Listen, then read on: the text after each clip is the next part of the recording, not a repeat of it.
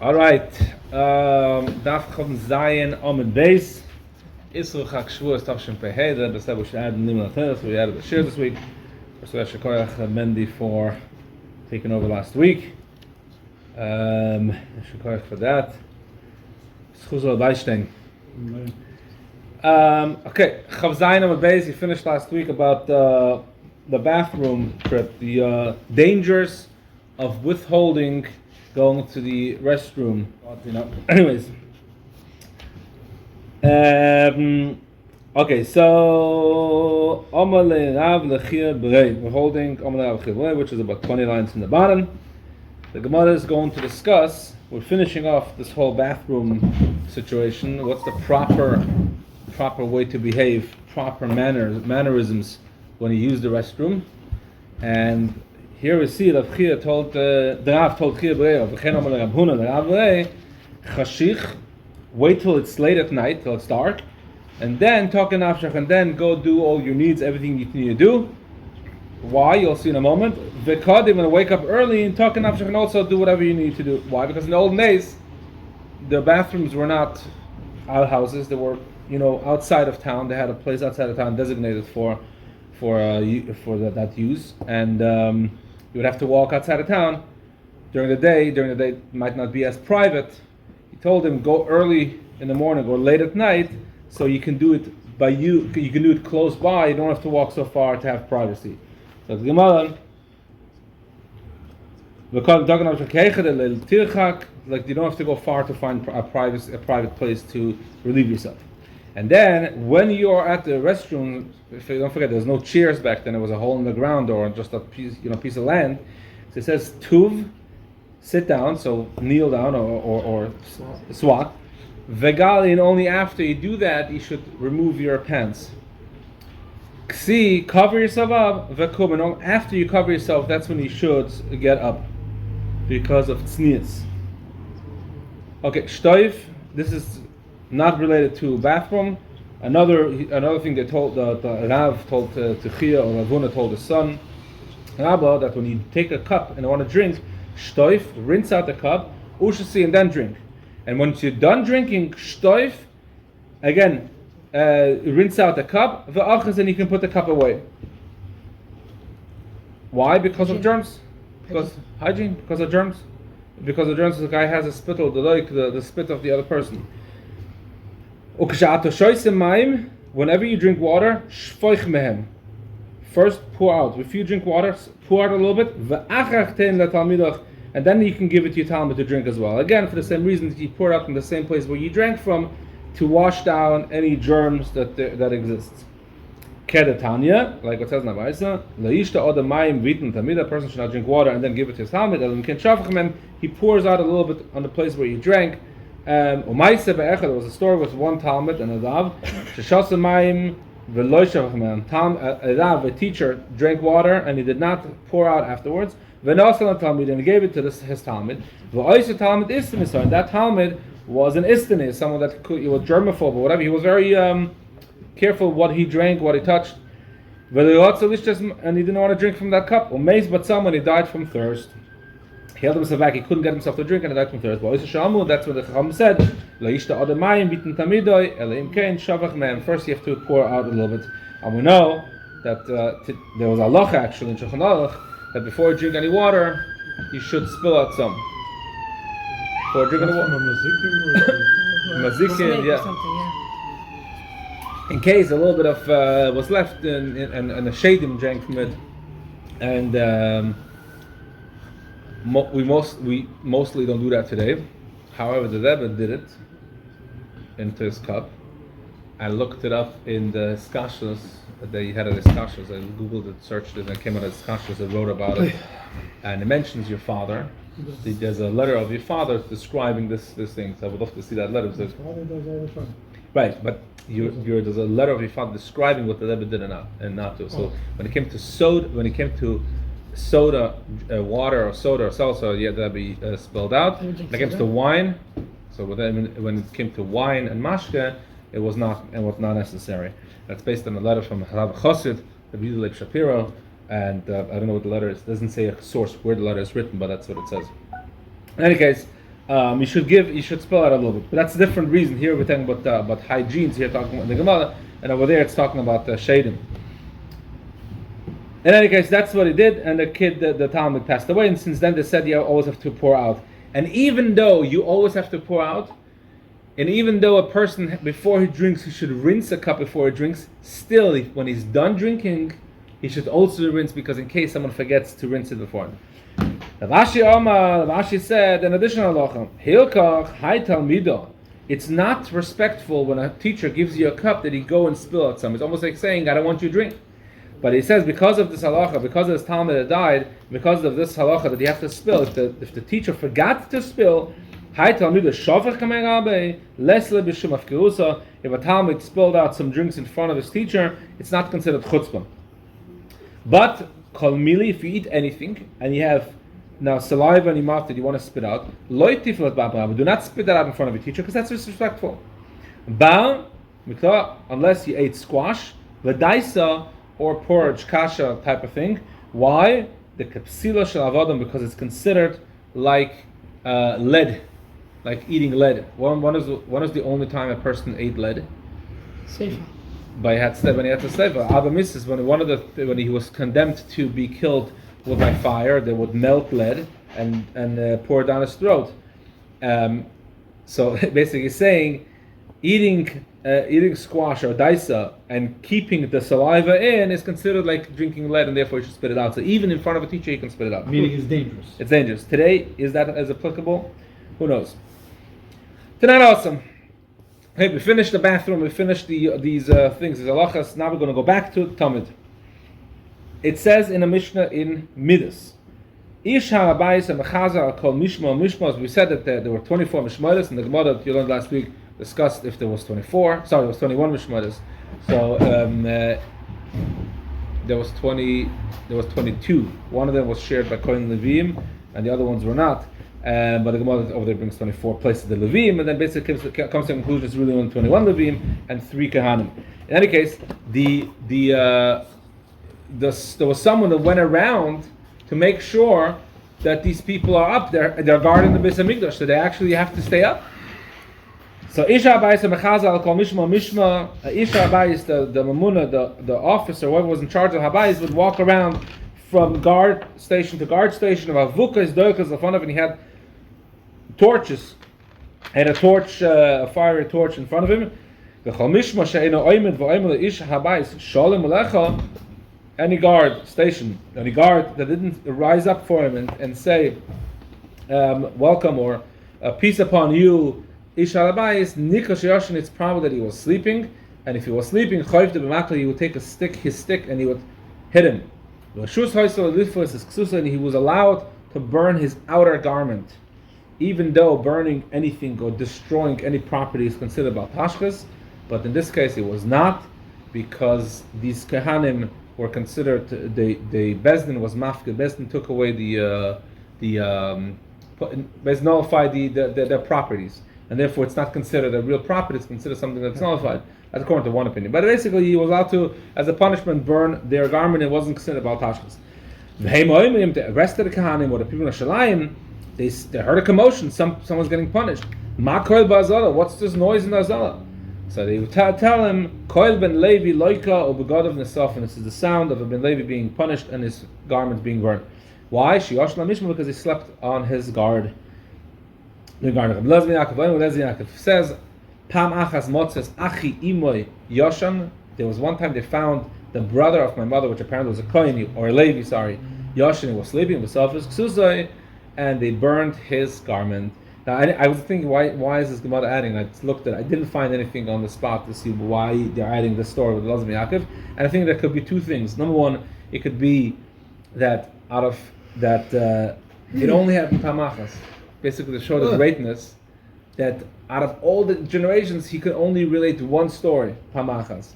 And another reason is to show that Itaka actually happened. They did do it. It wasn't like a nice thing to say, we're going to punish you, we're going to do it, and didn't do it. No, it happened, they burned, but yet it only happened once. From all the years that he was alive and he remembers, he only remembers one time that it was burned. This doesn't say anyway, this is what I thought. Amma B'chia Ba'aba, Kimot Rabbi Yochanan B'Homas Nisim Rabbi Yochanan would come to this Mishnah. Amma, Hachi would say like this: Ashreihem, not a Shloimy, not blessed, but Ashrei. How fortunate are the older generations? Shafil al oines shina oisindim, that when these Levim fell asleep on the guard, they didn't fall asleep purposely. They fell asleep by mistake. It was an oines. They were tired. They fell asleep, and even though it was an oines, it was not by their fault. They were punished. So Ashtei, how fortunate is the older generation that were punished on an oines. If he fell asleep in person, for sure he was punished. And why is it so fortunate they were punished on oines? Says the Gemara, Rabbi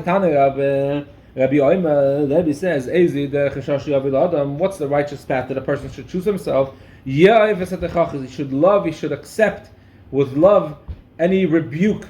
As long as people are being rebuked, if the rebuke is accepted as good criticism that they can fix themselves, then what happens is then the world becomes a better place, because I realize I messed up in some place and I have to fix myself. Goodness and blessings come to the world. Because there's goodness and because it's nachazuach, and evil is disappears from the world. It says in Pasuk, if someone that gives a chacham or receives a chacham, he's happy. It's pleasant for him. And he will receive a blacham. That's to explain why it is good that in the olden days, the older generations, when they received rebuke, when they were punished on sleeping on the guard, it was a good thing. Some other people say, once we mentioned what's the righteous path a person should choose himself, that a person should choose a path of emunah, that basically of trust, that he should work on himself to be a trustworthy person in his business, etc. The Eibusha says, my eyes, I look at the people that are very trustworthy to the world, to the others.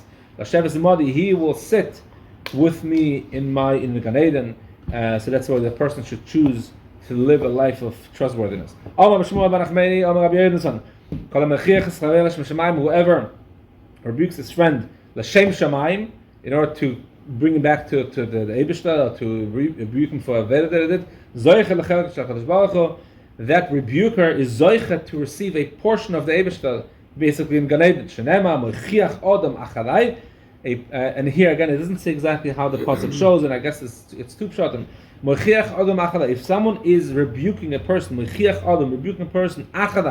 to go after the Eibishter, then what happens is, the person that rebukes the person, he's with me in my portion. That's why I think the pasuk goes. But the end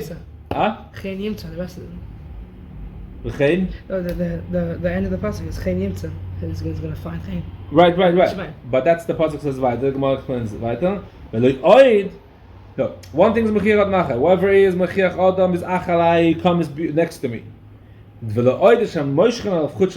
also add, he will have a chut, a strand of graciousness on top of him. He will find graciousness, and more so, someone that flatters the person. You can either rebuke a person for doing an Avoda, or flatter him and basically talk nice to him, but you're not going to help him really. By rebuking, you're actually helping him, and therefore you'll receive chen, rather than the person that has a machlik lashon, a very smooth tongue to talk to, to make him say that okay, you're fine. Rather rebuke him. Okay, the Gemara says weiter. The Mishnah said that after the Mishnah describes the bathroom, the Mishnah says if anyone wanted to come and do dishon Mizbeach, he would run to the mikveh before the mamuna comes. So the Mishnah says, whoever wanted to take off the first part of the Mizbeach, he has to run to the mikveh. So the Mishnah says, once you run to the mikveh, in the Mishnah it sounds like that if you want to go do Tumas Adeshan, you have to go to mikveh. And just with going to the mikveh, you become eligible to do Tumas Adeshan. Later on the Mishnah says no. Later on it says you go into the Beis Hamikdash, go back to the Beis Hamikdash, and there's a lottery. So which one is it? Is the lottery telling you you're eligible, or is the mikveh telling you that you're eligible? It says in the beginning that if you want to clean the Mizbeach, you wake up early before the Ramuna shows up, and that makes you eligible. That it's not depending on the lottery that you can go do the Mizbeach. Avoda Tamid later on says you have a fires, and then the Ramuna says, "Come, we'll do a lottery." Which one is it? Is the mikvah makes you eligible to remove the things from the Mizbeach, or the lottery? Abai said two answers. Abai gives a more difficult answer. He says, a difficult but more interesting answer. It says, we know that in the Beis Hamikdash in the beginning, whoever wanted to remove ashes from the Mizbeach, all he had to do is go to mikvah and run to the Mizbeach. And if he reached first, it was his. Later on, it became dangerous, like we will see in the Gemara. They said, we'll make a lottery. So it says, but now, but showing in the beginning, whoever wants to go clean the Mizbeach, he can go and do it. If there are many Kohanim that want to clean the Mizbeach, they all run the oilin b'kevesh, and they run and they ascend the kevesh, the ramp. Whoever reaches the Mizbeach within 4 amas of the Mizbeach, whoever is first in the 4 amas, right away wins, and he gets to clean the Mizbeach. So there's a race up the ramp, and many Kohanim are racing up, and 2 of them reach the Alba Amos exactly at the same time. So technically, you would think you would make a lottery between the 2. Says no. Hamemuna tells to all the Kohanim that went to the mikvah and want to do the Tumas Hadeshin, Hatzbiu, lift a finger. Mine would see which finger did it put out? 1 finger or 2, but as long as it's not the thumb. The would see not Gudol or Migdash, because Gudol, if you pull up the thumb, you can go like this. And the Kohen that runs around quickly counting the fingers might think that's 2 Kohanim standing. If a Kohen puts up 2 fingers, even if he puts up 2 fingers, it's counted as 1. If he puts up 1 finger, it's counted as 1. But if he puts it like this, he may count it as 2, and then the count is not correct. So therefore, no thumb is going to be put out in the Beis Hamikdash. And basically, the Kohen puts them in a circle, like we said in the beginning, and he looks how many Kohanim are standing there. Then he says a number greater than the number of Kohanim standing around. And then he starts. One Kohen lifts his hat for a second, and he counts. Does a count quickly, and that's what they did. So basically, if in the beginning there was a race, you went to the mikvah and then you raced. So therefore, the first part of the mission is talking about in the beginning times when if you wanted to go up to the clean Mizbeach, all you had to do is race to the Mizbeach. What happened was, Weiser, there was a story. So Beis Hamikdash, there was 2 that were running up the kevesh, running up the ramp of the Mizbeach, and they were reaching the same time. One pushed his friend, and he fell off. And his foot it broke. The Bezin saw that they are coming to a sakana, that are becoming dangerous to do this race. He's skittish like turbulence in Mizbeach. He said, "No one is running. We're gonna, before we even get to the Azala, we're gonna make a paisa lottery in the Beis Hamikdash." And therefore, you would wake up in the morning, and so basically, so Abai says the first part of the mission. It says that you go to mikvah. That is talking about the times when they didn't have to make a lottery to go to Mizbeach. So anyone that wanted to go to clean the Mizbeach ran to the mikvah, then ran up the Mizbeach. Once it became dangerous, they said the lottery is needed. So that's the second part of the mission. According to that, they didn't, according to Abaya, it sounds like they didn't need to go to the mikveh before the lottery. They only went to the mikveh after the lottery for everyone. That's mashma, and it's not so simple to say that. And therefore, Rava comes and says a different answer.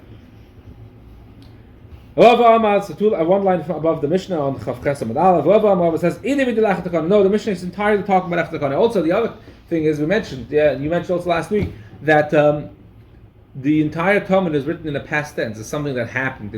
It's repeating history. If it's repeating history, why would you go repeat history that was years ago? Repeat the history as the latest things that are happening in the Beis Hamikdash, which was that these things were done by lottery. So Rava says, it's talking about after the Kohanim. And this is what you have to learn. Whoever not whoever wants to come and enter the lottery, when he has to go first to mikvah, and then he goes into the Beis Hamikdash, the Kodesh part of the Beis Hamikdash, and then the guy does the lottery, and so it continues. Okay, what happens now that they know they did the lottery, they know who won the lottery, there's a progression until we get to the Kalbanis, until we get to Kalban Tamid. What happened afterwards? Notal as a Mizbeach. Oopsie. Let's go back here. Okay.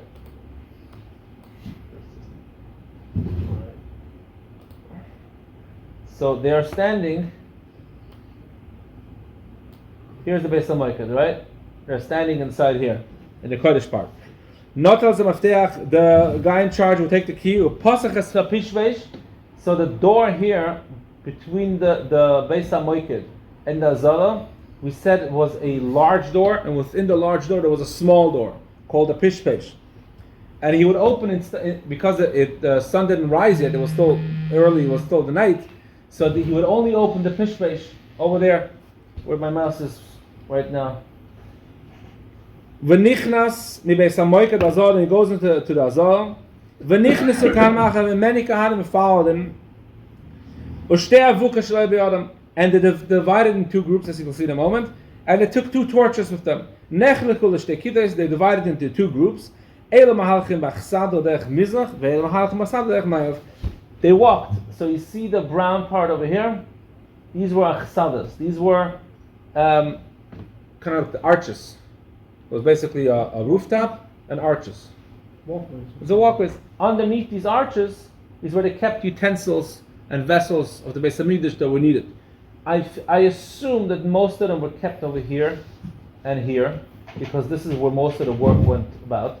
Here, nothing really happened here and here. We said yesterday, but last week, with the Shamlim, the guard stood behind. He was bored. He stood by himself, and they added another guy to walk with him, right? Yeah. So there's nothing really happening here. So I'm assuming most of the vessels were here, here, and here, and here.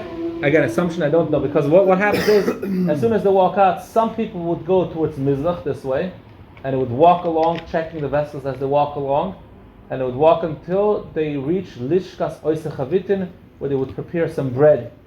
And the other group would walk this way, a much longer way, this whole thing, until they will meet in the same place. And they checked vessels as they were walking, they were checking vessels. Says the Mishnah. They would check vessels until they reached the Lishkas Oise Chavitin, which is right next to the Shal Nikanal, right here. What was the Lishkas Oise Chavitin? It says in Pasuk in Vayikra Perek Vav, Ze kol ben Aaron Baruch Shakiv Hashem b'yoyim hamashach oisai. Any kohen that is anointed and he's what's it called? He's starting the avoda. So the Kohanim, the regular Kohanim, only one time, and the Kohen Gadol, it says later on, is every day. They would have to bring a korban, a siddur za'ef for soilus, mincha, fine flour, Maseches Tamid. Oh, they always have to do it. This is something that whenever they get annoyed, they have to do it. Machtitza b'bayka, half of it they prepare it in the morning, but half of it is being brought in the Mizbeach in the morning, and half of it is brought at night. So they would actually make 12 breads according to meforshim, and 6 would be brought in the morning, 6 at night. How did we make? Al-machlas b'shemen, it was made with oil, it was warmed up, and there's a whole process. Scalded, repeatedly baked. And the next pasuk about kohen, Mashiach Tachtav, any kohen gadol does this every single day. And so the kohen gadol has a korban that he has to bring every single day, and this korban was prepared in the Lishkas Oise Chavitin. So they reached the Lishkas. So the first thing is they went to the mikvah. The second thing is they did the pious, they made the lottery for who's going to clean the Mizbeach. The third thing was they walked around the achsad, around the Zara to see if all the kelim are ready for the avoda. So they went around to the avoda, and then they reached Lishkas Chavitin. Higiu Elo ve'Elo, they both of groups reached over there. Amu Shalom Hakol Shalom, and they greeted each other. Either one said Shalom, the other answered Hakol Shalom. Everything is peaceful, everything is good. Or they each said Shalom Hakol Shalom. They repeated themselves that everything is good. Ha'emido Oise Chavitin, they told the people that are in charge of to do this flour, this bread, that to prepare the Chavitin. Apparently, right now we're going to assume that Oise Chavitin means they told them to do the Chavitin and bring it to the Mizbeach, and to be machav on the Mizbeach. Chavitin stands for what? Chavitin is like a bread. It's like it's a fried bread. Oh. It's like a fried. Like I said, it's like with oil. They fried it with hot water and oil. Pancake. Yeah. Now,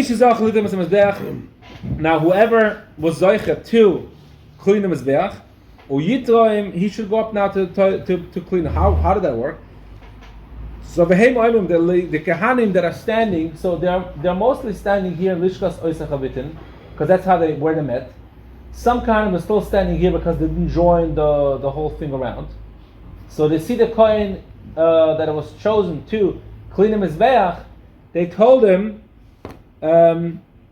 "Hevezoel, be careful, shletiga b'kli, do not touch the vessel that you used in order to clean the Mizbeach, until you makdish, until you sanctify, you purify your hand and feet, minakir, by the water basin."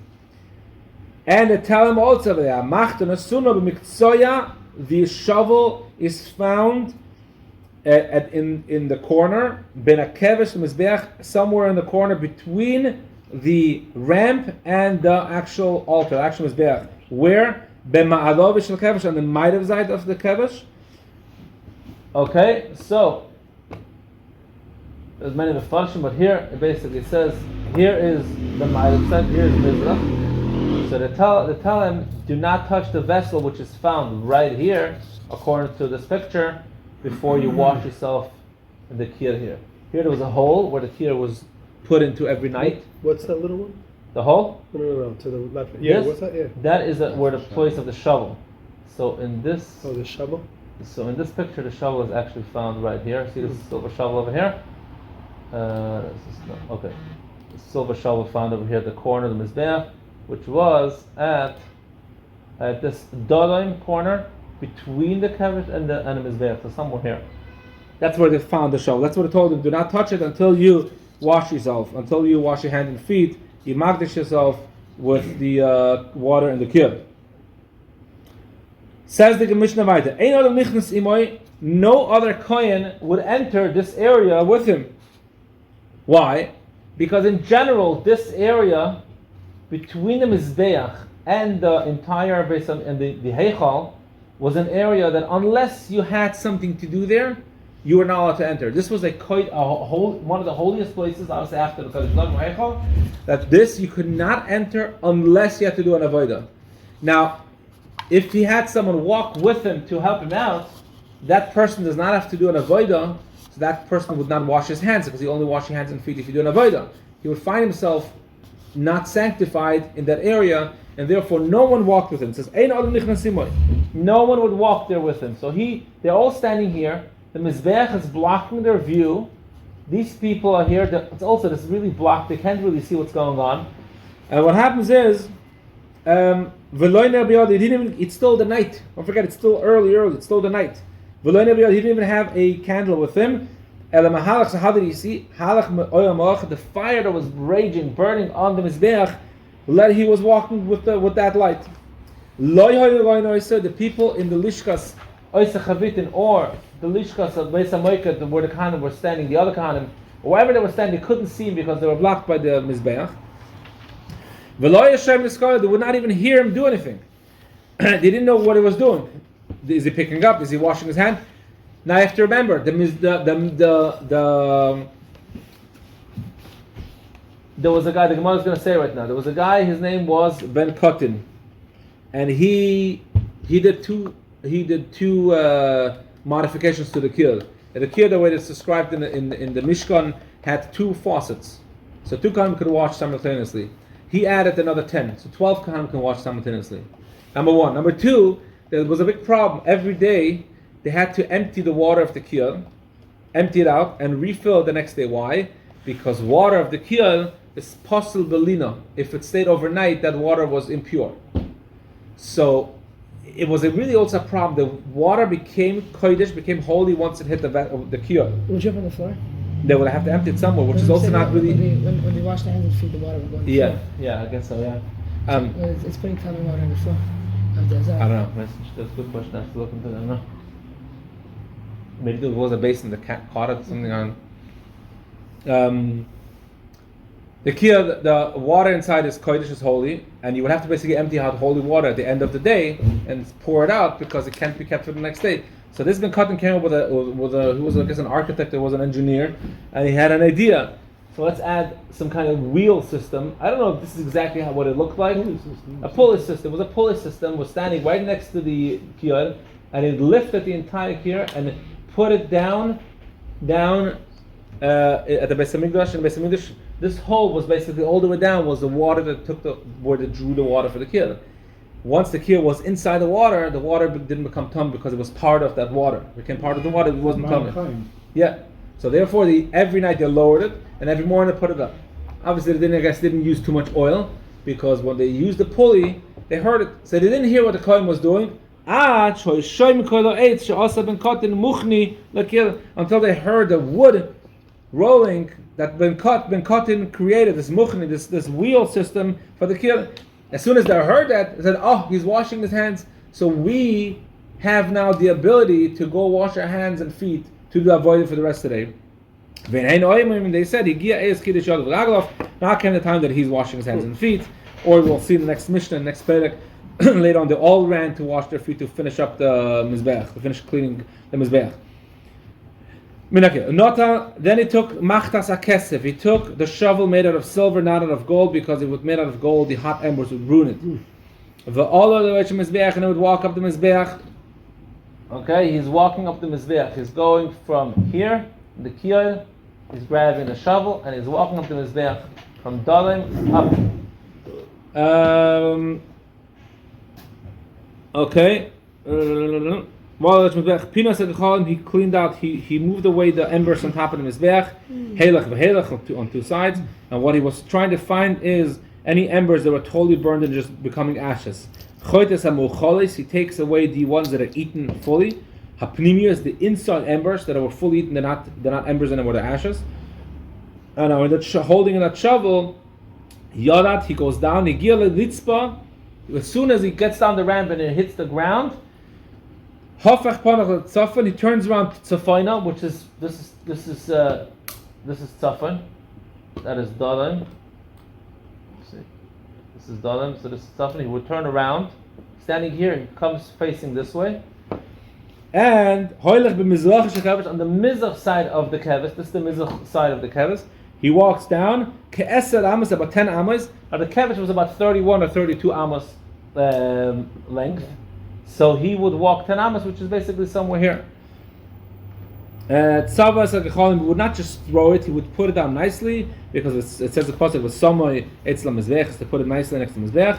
Agabe Alitzba, on the floor, Rochig min hakeves, away from the kevesh, away from the ramp, Shloish Tfachim, 3 Tfachim, and they said this halacha Moshe Messina that it has to be 3 Tfachim away. What place was that? Mokim Shenoistin Mu'as Sa'oif. This is the place where they put the innards of the bird. When they had ever brought a bird collar, when they would throw out the innards, because birds always eat from gezel, they eat from anywhere, so the Mizbeach, they didn't want that, they threw that out. Vedish Mizbeach HaPnimi, and if they ever clean the Mizbeach, whenever they clean the Mizbeach HaPnimi, the inside of the Mizbeach and the Heichal, they would take those things and also put it there. Vedish Manoida, and the leftovers of the Manoida they would also put there. And it says, in the Gemara and other Gemaras, it says that the leftovers of the bird, the Mizbeach and the Manoida, was a miracle that it opened up and swallowed it into the ground and disappeared. It doesn't say that about the ashes of the Mizbeach, this Mizbeach, big Mizbeach, but the other things, that's what happened.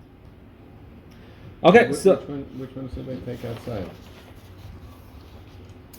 The leftover ashes. The ashes, sometimes the Mizbeach had, like we were going to say in the Gemara, the Mizbeach sometimes had ashes 300 cubic, cool, that's a crazy amount after Yantiv. And that they put it all the way outside. They only put a little bit here and the rest outside. That was the one that got swallowed up? No, so what got swallowed up was any leftover of the menorah, any wicks, oil leftover of the menorah, any leftover incense that was burning on the Mizbeach inside here, and any bird offerings. That's what swallowed. So it doesn't say that about Mizbeach, about the ashes of the Mizbeach. So some people say that didn't get swallowed. So simple question.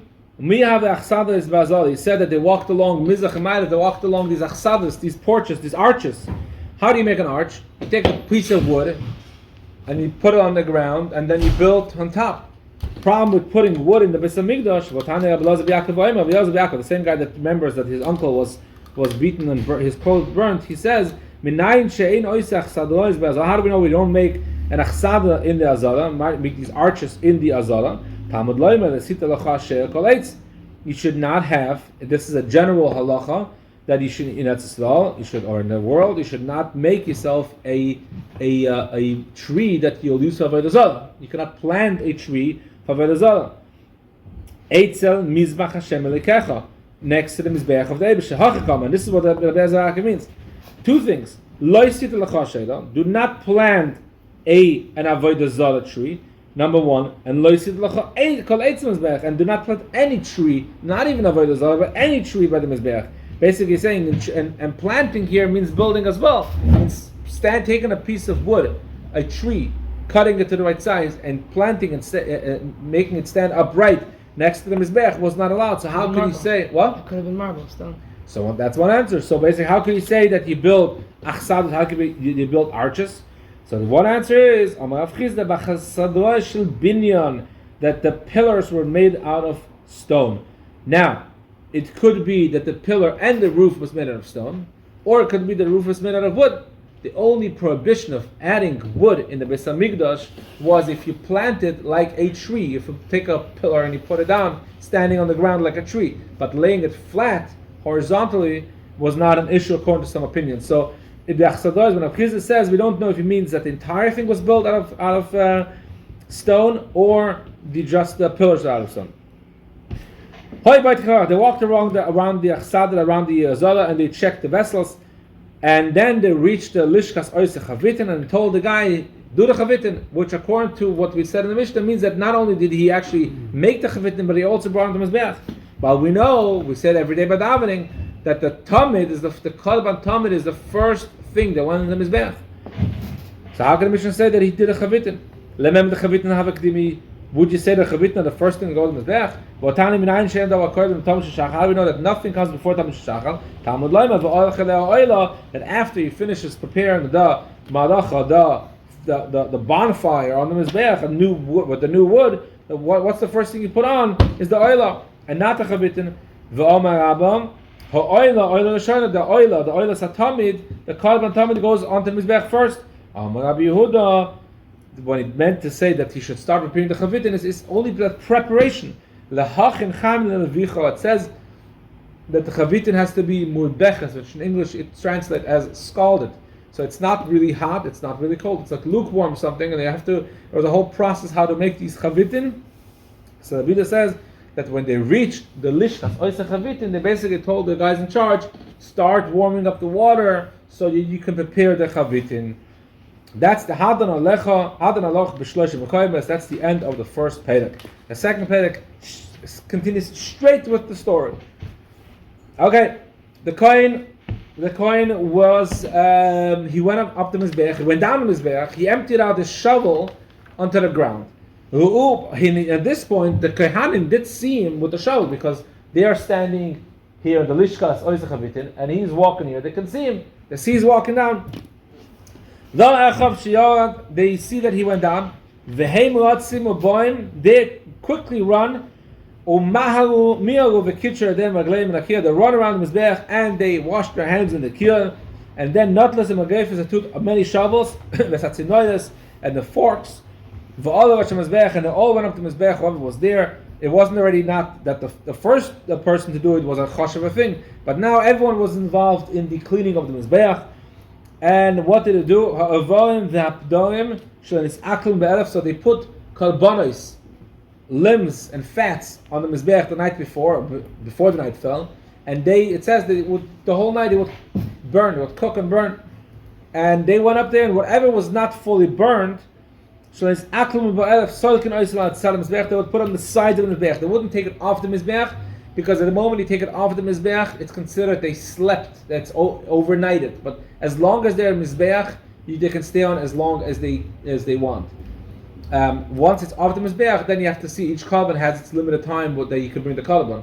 One is a one night, one is 2 nights, one is a night and a day. So if you take it off the Mizbeach, that's when you start counting then we look how long it is. But as long as it stays on the Mizbeach, it's fine. So these were not done yet. They put them they left them on the Mizbeach on the side. If there was a lot left, if the sides could not contain the amount of limbs and fat, so they would put it around. The Mizbeach had like a, what's it called? A walkway, a bar, whatever, had like a thing to walk on. They would put it over there.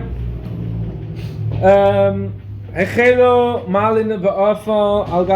started emptying out the fire. So there was 3 fires, according to some opinion. 4 fires. Here was called the Melech HaGdolah, the major fire, where they burnt all the korbanos. This was used to take embers to bring into the kodesh, to the heichal for the Mizbeach. And this one was, they always had to be one fire burning constantly in the Beis Hamikdash. This was the Tamid. How big was that? Huh? How big was that Mizbeach? Shloimy. 30 by 90, no? With the ramp, 30 by 30.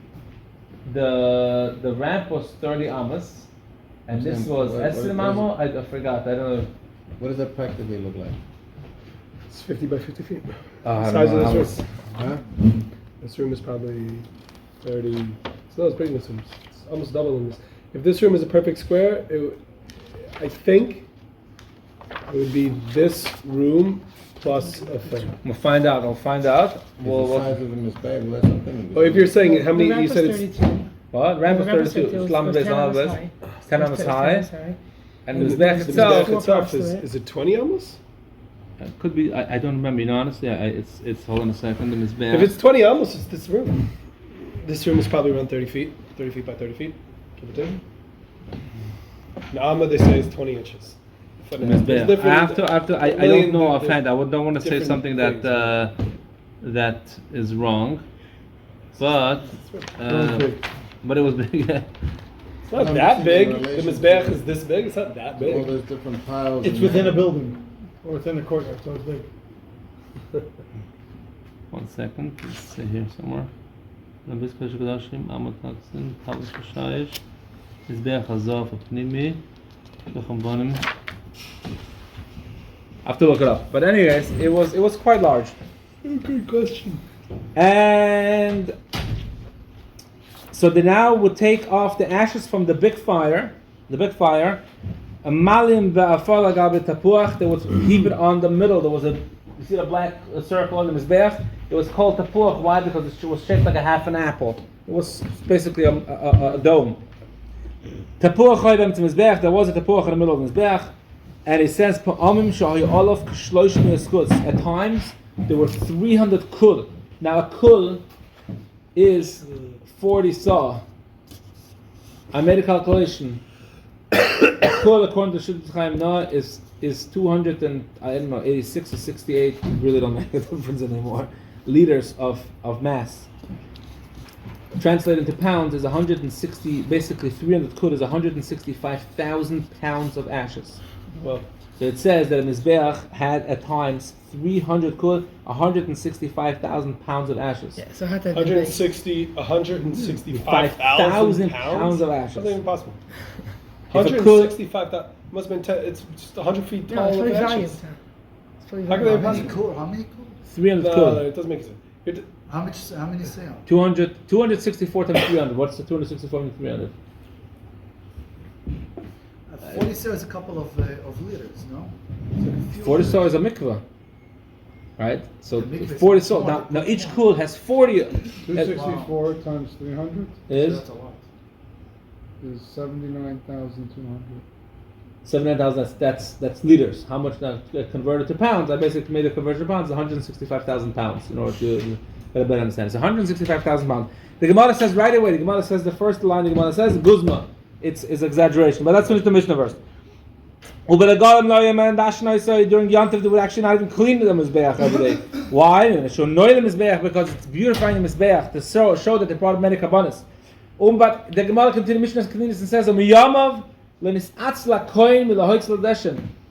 fact that they didn't clean the Mizbeach on Yantiv is not because they were lazy. The Mishnah says they were not lazy. Number one, or this could mean that after the Yantiv was over and they had a lot of ashes on the Mizbeach, the Kohanim did not say, "Oh, I can't. This way too much." They went about the work, and like we learned at the end of Chagiga, that between Yantiv and the next day they had a day of cleaning the Mizbeach, just cleaning out all those ashes. Says the Mishnah Vayta Chavtes Amud Aleph, and it would start. Okay, they cleaned the ashes. Now they would bring up Begzidin, would bring a chopped wood, cleaned and chopped wood. The Sadas Mizlacha too. arranged a new bonfire. It says any wood you can bring up. Can you bring up any wood? So as long as the wood is checked for worms, which was happening in the Lishkas Ha'etzim, which is right, where's my mouse? Right over here. Oopsie. This is Lishkas Ha'etzim. Right here they checked if the wood has any termites or worms, anything. Once the wood was said that it was good, they were able to bring it to Mizbeach. And any type of wood was okay. However, Kol Ha'etzim Kshelim is Melacha, Chutz Mishal Gefim Mishal Zayis, only wood out of a vineyard of wine, grapes, Mishal Zayis or oil, or olives. Aval Be'elu Agilim, which ones did they actually use? Mubia Shel Ta'ena, wood coming from a fig tree, Mishal Egois, or from a nut tree, doesn't say which nut, Mishal Eitz Shemen, or from a tree that produced oil, as long as it wasn't olive oil, any other type of oil. Those were the ones that they actually ended up using. They could use any wood, and these were the ones that ended up using. The coin that was the coin that was chosen, that won the raffle, won the lottery to clean the Mizbeach. He is the one that set up the Mizbeach. Where was this Malacha Gedola? Was this big fire, this big thing placed? Mizdacha, Mizach said what? You were right. I was right, 165,000 pounds? 73. 173,000 pounds. Okay, yeah, I was a couple thousand pounds. Not a.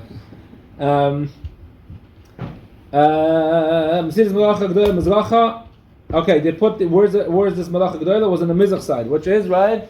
This is Mizrach, so right here.